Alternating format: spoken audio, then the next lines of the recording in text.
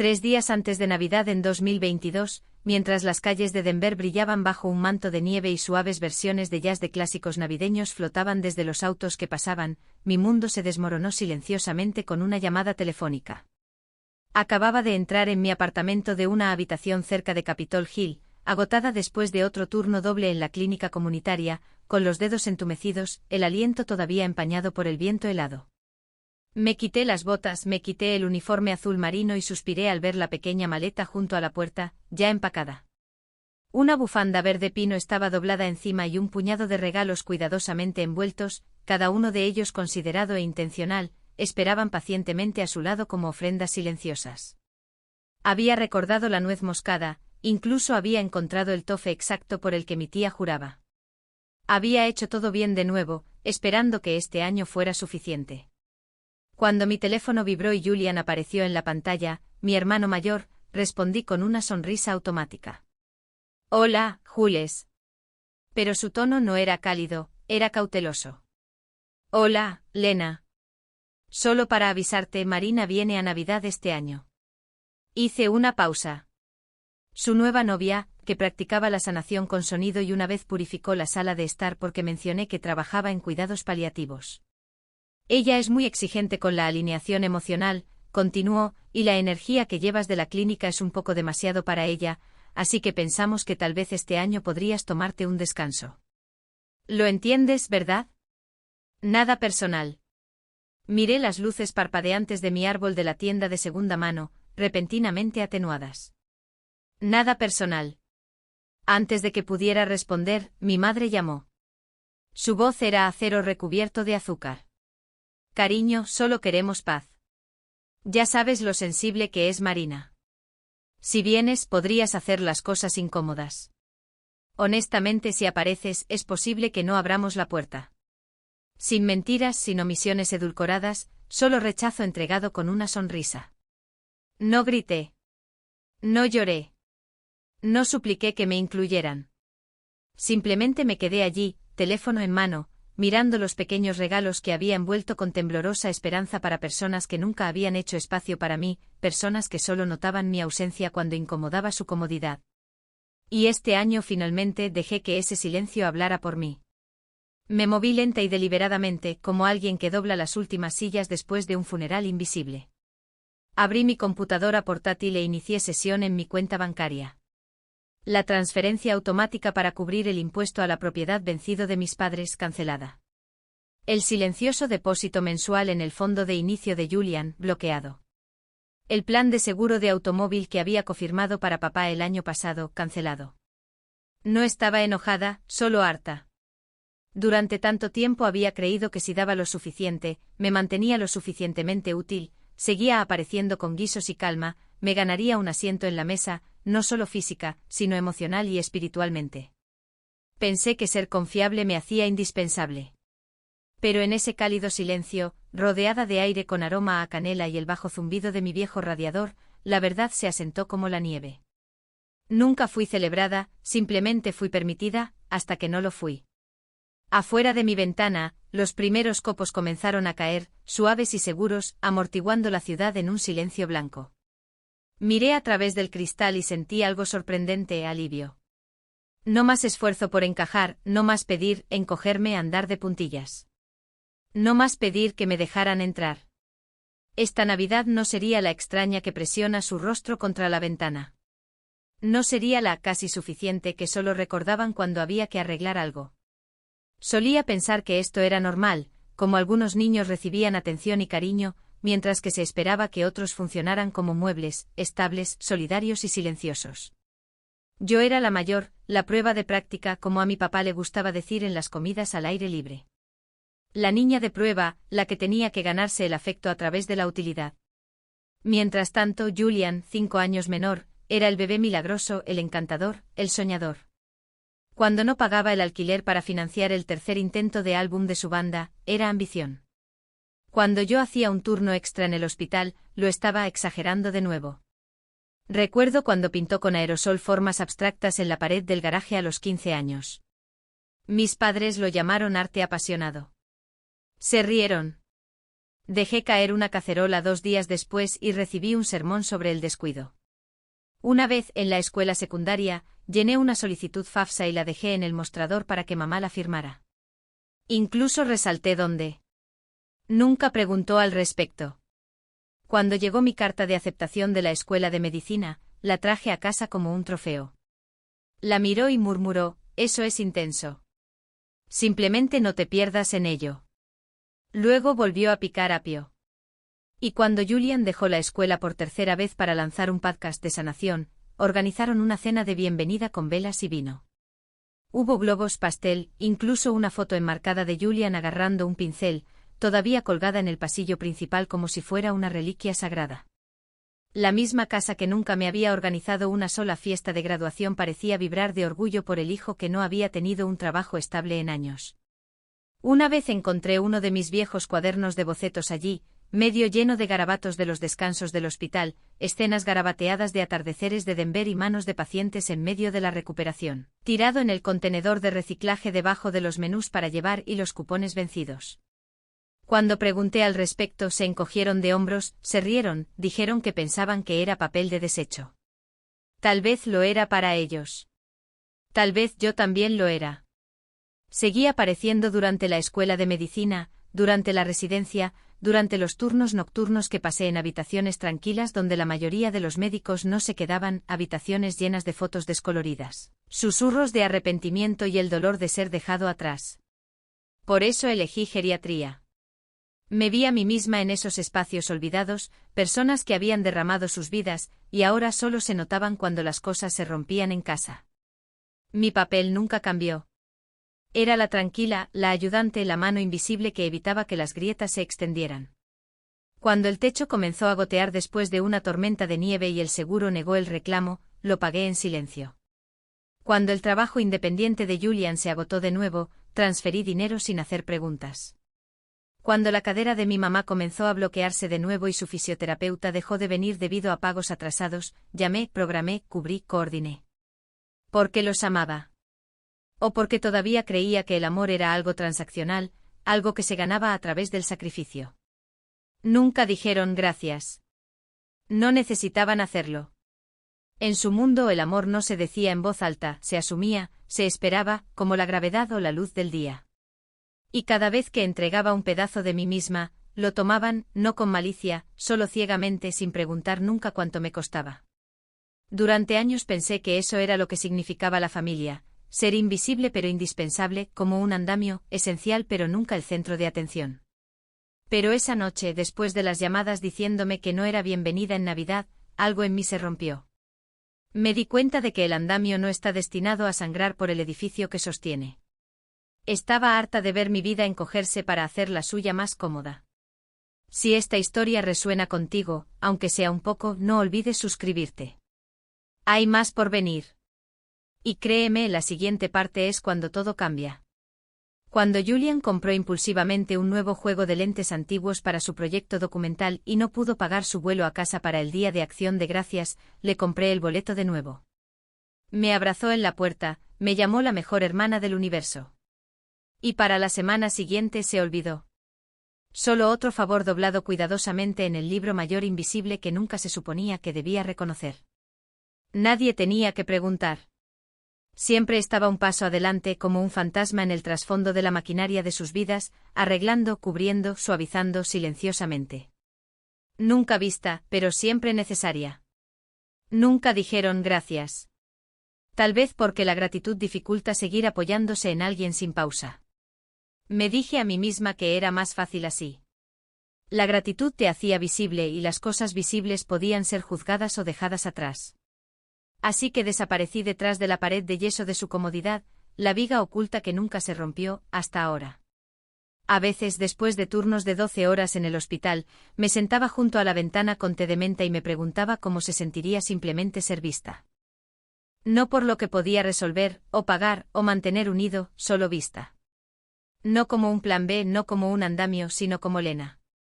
Pero esos pensamientos eran lujos.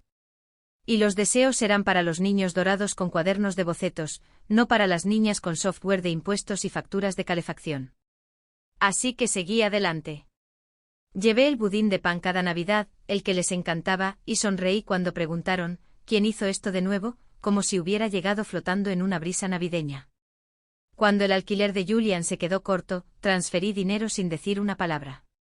Cuando mis padres llamaron confundidos por sus W2, me quedé al teléfono hasta pasada la medianoche guiándolos línea por línea mientras mis propios impuestos esperaban en una pila ordenada y sin abrir junto al refrigerador. Me dije a mí misma que el amor significaba aparecer, ser constante, resolver todo. Que un día, si cargaba con suficiente peso, alguien se daría la vuelta y finalmente me vería debajo de él. Pero de pie allí, en mi pequeña cocina, con el teléfono aún caliente por la llamada que me había desterrado de la Navidad por ser demasiado, lo supe.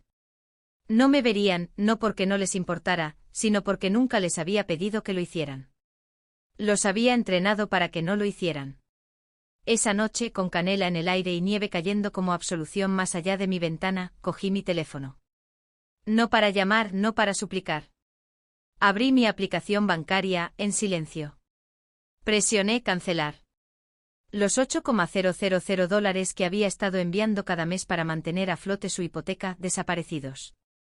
Los ahorros de emergencia, bloqueados. No más reparaciones sorpresa, no más rescates en medio de la noche. La batería muerta del auto de Julian el próximo invierno, ese sería su problema. Al principio se sintió robótico, solo unos pocos toques, cancelar transferencia automática, finalizar autorización de pago, congelar acceso conjunto. Como cepillarme los dientes o pagar el alquiler. Rutina. Pero con cada clic, una extraña quietud se desplegó dentro de mí. No entumecimiento, no amargura. Se sintió como libertad. Un pájaro estirándose dentro de mí a las secas, tentativas, dándose cuenta de que la puerta de la jaula había estado abierta todo este tiempo. Abrí mi cuaderno e hice una lista, no para sentirme culpable, solo para ver todas las deudas silenciosas que había tragado sin decir una palabra, los vuelos, las cirugías sorpresa, los cheques sin fondos, los autos averiados, las docenas de emergencias que había arreglado entre bastidores sin agradecimiento, sin ceremonia. La tinta se difuminó, no por las lágrimas, sino por el peso de finalmente presenciar mi propio agotamiento. No estaba enojada. No importaba cómo lo hicieran girar más tarde, Lena está siendo fría, Lena siempre es tan intensa. No estaba enojada. Y lo que pasa con ser invisible durante tanto tiempo es que la gente solo se da cuenta cuando te has ido, cuando las cosas se caen. El pago atrasado de la hipoteca no dolería hasta que llegara el aviso final. El fondo de mantenimiento cancelado no importaría hasta que las tuberías volvieran a explotar en enero. Los conciertos de Julian seguirían subiendo y bajando como olas, pero esta vez sin una red debajo de él, sin una hermana silenciosa cosiéndolo todo con amor y transferencias bancarias. No hice anuncios, ni salidas dramáticas, ni publicaciones crípticas en Facebook. Ni siquiera le dije a la tía Ramona, la única que todavía enviaba tarjetas de cumpleaños escritas a mano. Simplemente desconecté el mensaje de Navidad a medio escribir que había redactado deseando calidez y amor. Lo borré. El pequeño árbol que había puesto en la esquina, desenchufé sus luces. Los regalos que había envuelto con cuidado y consideración, los deslicé en el armario del pasillo, su papel brillante de repente ridículo frente a mi decisión. No lloré. No había espacio para la tristeza, solo claridad. El amor no se supone que se sienta como un trabajo no remunerado. La familia no debería sentirse como una suscripción con una tarifa oculta. Había pasado décadas tratando de ganarme lo que debería haber sido dado libremente. Pero el silencio no es amor, y la utilidad no es pertenencia. Al otro lado de la ciudad, en una casa llena de luces y ruido, se rieron sin mí. Y por primera vez los dejé. Los dejé construir su celebración sobre la ilusión que habían pasado años curando, la ilusión en la que yo era el problema, en la que mi silencio se interpretaba como amargura, mi distancia como culpa, donde yo era la pesada, la complicada, la que nunca encajaba del todo en el brillo de sus vacaciones curadas. Por primera vez, no aparecí. Y al hacerlo, recuperé algo que ni siquiera sabía que había entregado. La mañana de Navidad llegó suave y gris, el horizonte de Denver envuelto en niebla, la nieve aferrada a los techos como glaseado olvidado. El silencio exterior hacía eco del silencio interior. Me senté junto a la ventana, envuelta en mi manta favorita, la que olía ligeramente a romero y consuelo, con una taza caliente de té de manzana y canela acunada en mis manos, el vapor elevándose como un recuerdo. No encendí el árbol. No presioné play en la lista de reproducción navideña cuidadosamente seleccionada que una vez usé para llenar los vacíos. No llamé. No envié mensajes de texto. Simplemente fui. Tranquila, completa, quieta. Los regalos que había envuelto permanecían intactos en la esquina, coloridos, alegres, un poco ingenuos. Ahora parecían extraños, como si pertenecieran a alguien que todavía creía que el esfuerzo garantizaba la pertenencia. Pero no hubo dolor esa mañana, ni sufrimiento, ni lágrimas. Solo quietud. Una quietud sagrada y purificadora, como el aliento después de un largo grito, como el aire después de una tormenta. No me había dado cuenta de cuánto ruido había estado cargando hasta que desapareció. El tiempo se movía de manera diferente ese día. El mediodía pasó como un susurro. Sin llamadas, sin ruido de fondo de la cocina de mis padres, sin selfies festivas de Julian y Marina con hashtag sobre alegría, sin solicitudes de Venmo para gastos navideños sorpresa. Solo silencio. No sentí la necesidad de interrumpirlo hasta que cayó la noche y el cielo se volvió de un púrpura amoratado. Mi teléfono vibró una vez, luego otra vez, 3 veces en total. Al principio lo ignoré, probablemente algún hilo grupal del trabajo que había olvidado silenciar. Pero luego un mensaje iluminó la pantalla. Ramona, ¿puedes contestar? Ya has hecho suficiente daño. Me congelé. Daño. Ni siquiera había estado allí. Mi teléfono sonó, su nombre parpadeó de nuevo. Respondí con la voz ronca por el desuso. ¿Qué pasó? Su tono era suave, como si se acercara a algo roto. Dicen que arruinaste la Navidad, dijo en voz baja. Pero Lena, ni siquiera estabas allí. Las palabras golpearon como hielo. Parpadeé. ¿Cómo arruinas algo a lo que no te invitaron? Dudó, luego comenzó a explicar en fragmentos.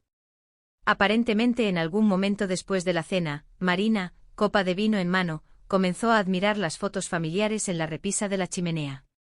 Se había detenido frente a una foto, una instantánea descolorida y ligeramente torcida de una fiesta de cumpleaños de hacía mucho tiempo. Debía tener 11 o 12 años, captada a mitad de la risa con un suéter granate demasiado grande, una manga casi tragándose mi mano. Marina inclinó la cabeza, entrecerrando los ojos, y luego lo dijo con la suficiente claridad para que toda la sala de estar lo escuchara. Esa es la doctora Lena Morgan, ¿no? La tía Ramona asintió lentamente. Ella es la que se sentó con mi vecina toda la noche, le salvó la vida, de verdad. El aire cambió. La risa se cortó como si alguien hubiera pulsado un interruptor. Los tenedores se quedaron suspendidos en el aire, los vasos dejaron de tintinear. Julian palideció. La sonrisa de mi madre se congeló. Marina miró de un rostro a otro y preguntó, «Esperen, ¿Lena es su hermana? ¿De la que hablan?» Nadie respondió de inmediato. Pero lo que sea que dijeron, cualquier comentario evasivo o a medias que vino después fue suficiente. Marina recogió sus cosas, agradeció a todos con una cortesía lo suficientemente aguda como para cortar vidrio y se fue. Así como así. Para cuando la tía Ramona me llamó, la onda expansiva ya había comenzado. Marina había publicado algo. Nada explosivo, solo honesto. Unas pocas líneas agudas sobre cómo las familias reescriben a las personas para que se ajusten a historias más bonitas, sobre cómo el silencio es una forma de borrado, sobre el daño hecho en habitaciones llenas de fotos sonrientes de personas que finges que no existen. No sabía las palabras exactas, no las necesitaba. Podía imaginarlo claramente, el choque de la imagen curada, los amigos de la familia leyendo entre líneas, los círculos artísticos de Nueva York, pequeños y chismosos, el silencioso desmoronamiento de una marca construida sobre el encanto y la exclusividad. Y por una vez, alguien más se había dado cuenta. No alguien criado en ello, no alguien entrenado para interpretar la crueldad como afecto. Alguien que me había visto no como una carga, sino como un ser humano, una doctora, una hermana, una presencia. Esa noche, sentada sola en la quietud de mi apartamento, aprendí algo más poderoso que cualquier respuesta ingeniosa. A veces, la verdad más aguda es el silencio que dejas atrás. El día después de Navidad, comenzó la desesperación filtrándose a través de grietas pulidas. Un correo electrónico titulado «Reiniciemos las cosas». Se leía como un memorando corporativo, soso, pulido, lleno de nada. Estaba firmado conjuntamente por mi madre, mi padre y Julian, como si la unidad pudiera anular décadas de fractura. Sin disculpas reales, solo hablar de emociones intensificadas, estrés navideño, valorar a la familia. Enterrada a mitad de camino, encontré la verdadera solicitud. ¿Podría contactar a Marina, aclarar las cosas, suavizarlas? No porque me extrañaran, no porque finalmente entendieran, sino porque la carrera artística de Julian estaba en riesgo. No se trataba de mí. Nunca se había tratado de mí. Solo el desastre que mi ausencia había dejado atrás, un espejo que ya no podían evitar. No se habían acercado porque me extrañaban, simplemente se habían dado cuenta de que el costo de borrarme había subido más de lo que estaban dispuestos a pagar. No respondí. Esa noche, mientras la nieve susurraba contra mis ventanas, mi teléfono volvió a vibrar. Esta vez no era familia, era el administrador del hospital, David Reynolds, un hombre que solo había conocido una vez en una gala benéfica. Ojos amables, apretón de manos firme. Parecía vacilante. Lena, comenzó, esto es un poco incómodo, pero recibí una llamada de tu padre. Se aclaró la garganta. Dijo que está preocupado por tu bienestar emocional, que tal vez has estado bajo estrés últimamente y podrías necesitar un tiempo libre. Mi sangre se convirtió en hielo. No del tipo que adormece, sino del tipo que endurece, agudo. Armaban la preocupación. Mi padre, el hombre que una vez se rió de que era demasiado intensa para mi propio bien, ahora estaba usando ese mismo rasgo para pintarme como inestable. No porque lo creyera, sino porque pensó que me controlaría, me sacudiría, me asustaría hasta el silencio. No funcionó. David lo vio, lo dijo, pero el mensaje era claro, no buscaban reconciliación, buscaban influencia. Y eso falló. El siguiente movimiento fue una campaña de desprestigio organizada a través de mensajes de texto grupales, susurros silenciosos a primos y tías lejanas. Lena está pasando por un momento difícil en este momento. Se está aislando. Está abrumada. Sin mencionar la Navidad, sin mencionar la exclusión. Solo preocupación armada en control. Una prima con la que no había hablado desde la primera exposición de arte de Julian me envió un mensaje de la nada. Hola, cariño, si alguna vez necesitas un retiro de yoga, tengo un código de descuento. Abrumada. Despierta. Cada manipulación pulida, cada traición envuelta en cuidado performativo, solo agudizaba mi claridad. No me estaban protegiendo, estaban protegiendo su narrativa, la narrativa en la que Julian era el corazón talentoso de la familia, y yo era la silenciosa herramienta que nunca hacía olas. Pero estaba harta de suavizar su historia. La nieve afuera seguía cayendo lentamente, borrando las huellas de cada camino que había tomado para hacerme más pequeña para ellos. Y por primera vez no sentí la necesidad de corregir el registro, ni la necesidad de defenderme. Y tú, la verdad. Pero no terminó ahí. Nunca termina, no con personas que creen que tienen derecho a tu silencio. Vino a continuación, envuelto en suavidad. La voz de mi madre afuera de mi puerta, un tranquilo domingo a mediados de enero, ese frío invernal penetrante presionando contra las ventanas como si respirara. Estaba en mi escritorio anotando notas de pacientes, con una taza de té olvidada a mi lado. Fue entonces cuando lo escuché, un suave golpe. No me moví. Simplemente escuché los latidos de mi corazón, constantes, tranquilos.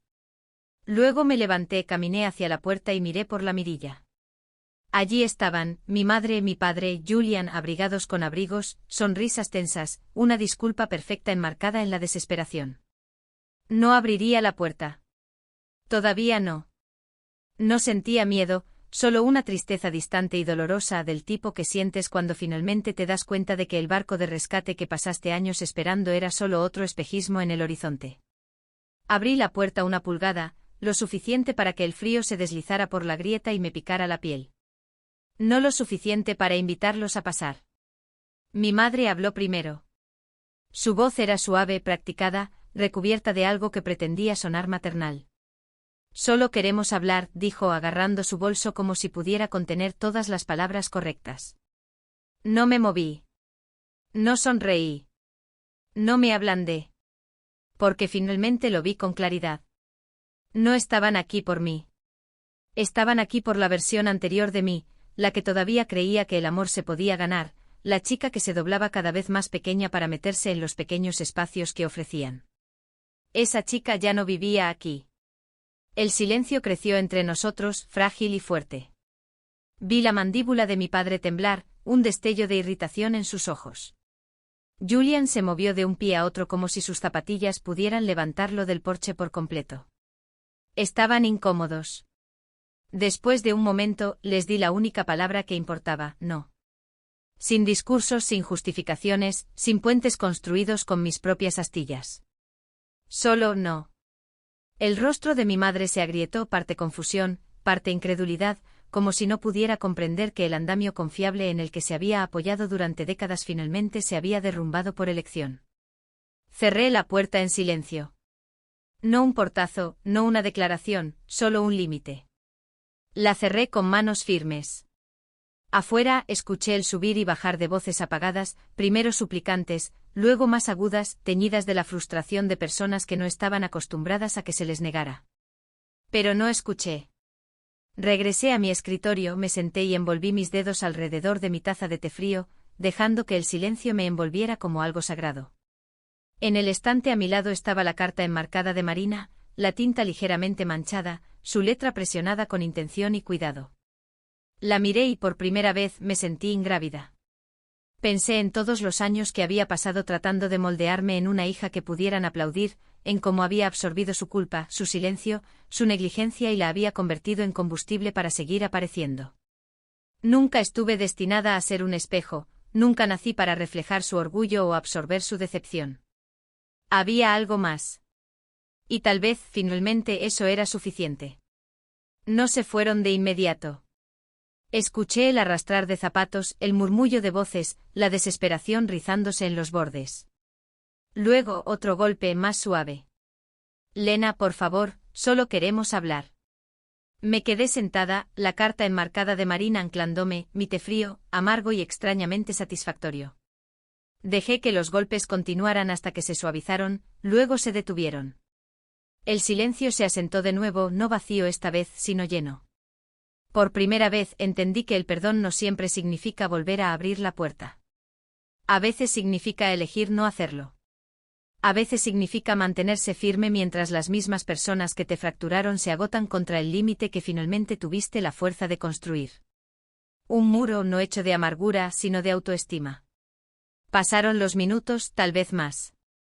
Luego vino el arrastrar de pasos que se retiraban, el ruido sordo de las puertas de los autos, el zumbido vacilante del motor. Se habían ido. No rechazados, solo negados. Me levanté y caminé lentamente hacia la ventana, corriendo la cortina lo suficiente para ver las luces traseras desvaneciéndose en la calle cubierta de nieve y polvo. No me inmuté. No cogí mi teléfono. No sentí la necesidad de correr tras ellos, ni el doloroso deseo de arreglar lo que habían roto con su silencio. Solo paz. Paz real del tipo que se instala profundamente en tu pecho cuando finalmente dejas de rogar por un asiento en una mesa que nunca fue preparada para ti. Me alejé de la ventana. Mi apartamento se sentía más cálido ahora. No más ruidoso, no más brillante, solo mío. El árbol de Navidad seguía en la esquina, con las luces desenchufadas, los adornos intactos, pero ya no parecía triste. Los regalos envueltos todavía estaban allí, pero ya no eran símbolos de rechazo. Eran recordatorios. Lo había intentado. Había amado. Había dado las mejores partes de mí misma con las manos abiertas. Simplemente nunca lo vieron. Me serví otra taza de té más fuerte esta vez, dejé que el vapor subiera alrededor de mi rostro mientras me envolvía más la manta sobre los hombros y volvía a mi escritorio. La carta de Marina captó la luz de la tarde. Hiciste la diferencia, había escrito. No te diste por vencida. La hiciste sentir que importaba. Mis dedos rozaron el marco de madera, imperfecto, sólido. El frío cristal era suave bajo mi piel, real, inquebrantable. Incluso cuando tu familia se niega a ver tu valor, alguien más lo hará. Alguien honesto, alguien observando. Pensé en todos los años que pasé doblándome para encajar y finalmente me di cuenta de que nunca estuve destinada a ser más pequeña. No para ellos ni para nadie. Cerrar la puerta no había sido un acto de crueldad, era claridad. No habían venido porque me amaban, habían venido porque necesitaban control, la versión tranquila y confiable de mí que ya no existía. Pero esa chica se había ido. En su lugar, se encontraba una mujer que finalmente sabía que el amor no requiere tu silencio, no exige tu sacrificio y nunca jamás te pide que te rompas solo para mantener a alguien más completo. Me recosté, bebí mi té y observé la nieve caer, suave, silenciosa, purificadora. Y me di cuenta de que esta vez me había salvado a mí misma. Tal vez por primera vez era libre. Los días pasaron lenta y suavemente como respiraciones profundas después de una tormenta. El silencio ya no se sentía como aislamiento, se sentía como espacio. Espacio que nunca me habían permitido reclamar antes. Volví al trabajo. Hice rondas en el hospital. Me senté con pacientes cuyas familias venían con flores y tarjetas, y con aquellos cuyas habitaciones permanecían vacías excepto por el zumbido de las máquinas y mi silenciosa presencia. Escuché. Me quedé. Hice el trabajo que importaba, el tipo de trabajo que no es tendencia en línea, que no sirve para álbumes de fotos brillantes, pero que mantiene las vidas unidas de todos modos. Luego una tarde llegó un pequeño paquete. Sin remitente, solo mi nombre escrito a mano en el papel marrón con letras inclinadas y ordenadas. Lo abrí con cuidado. Dentro había un grueso papel de cartas de color marfil, la tinta ligeramente manchada en los bordes. Era de Marina. Escribió sobre su abuela, como todavía practicaba yoga 2 veces por semana, como todavía caminaba al mercado de agricultores todos los sábados. Recordaba en detalle los días en que el mundo había comenzado a renunciar silenciosamente a ella y cómo había habido una doctora que no lo había hecho, que se quedaba después del horario de visitas, que la trataba como una persona, no como una paciente. Una mujer todavía capaz de alegría, todavía digna de dignidad. No solo le salvaste la vida, escribió, le recordaste que todavía estaba viva. Leí la carta 3 veces, tracé las palabras con mis dedos. Y esa noche la enmarqué, la colgué encima de mi escritorio donde el sol de la mañana podía tocarla, un recordatorio silencioso y permanente. Nunca fui invisible, nunca fui demasiado, nunca fui una carga. Era exactamente quien necesitaba ser todo el tiempo. Y su incapacidad para ver eso nunca fue mío para cargar. Semanas después llegó otro correo electrónico. Menos pulido esta vez, más desesperado. Te extrañamos. Nunca quisimos lastimarte. ¿Podemos empezar de nuevo? Y enterrada cerca del final, como una astilla debajo de la piel, vino la verdadera razón. Por favor, pídele a Marina que elimine su publicación. Ethan está teniendo problemas para encontrar trabajo ahora. Está afectando su futuro. No una disculpa, no remordimiento, solo otra transacción, otra deuda que asumieron que pagaría para mantener la paz. No respondí. Algunos puentes no necesitan ser reconstruidos. Algunas puertas, una vez cerradas, están destinadas a permanecer así. No por odio, sino por respeto propio. Esa noche, mientras archivaba notas en mi escritorio, la luz del sol se extendía sobre la carta de Marina. Me recosté, cerré los ojos y por primera vez en años me sentí completa. No porque alguien finalmente me dijera que importaba, sino porque había dejado de pedir permiso para creerlo. Si mi historia resonó contigo, me encantaría saber de ti. Deja un comentario, dime qué parte te llegó o simplemente di que me ves, porque tal vez al hacerlo les recordamos a los demás que no están solos. Si alguna vez te has sentido ignorado, como si tuvieras que ganarte el amor a través del silencio o el sacrificio, por favor, ten en cuenta esto, tienes derecho a ocupar espacio. Tienes derecho a decir que no y tienes derecho a construir una vida que no incluya a las personas que solo aparecen cuando les beneficia. Empecemos a elegir la paz por encima de la actuación.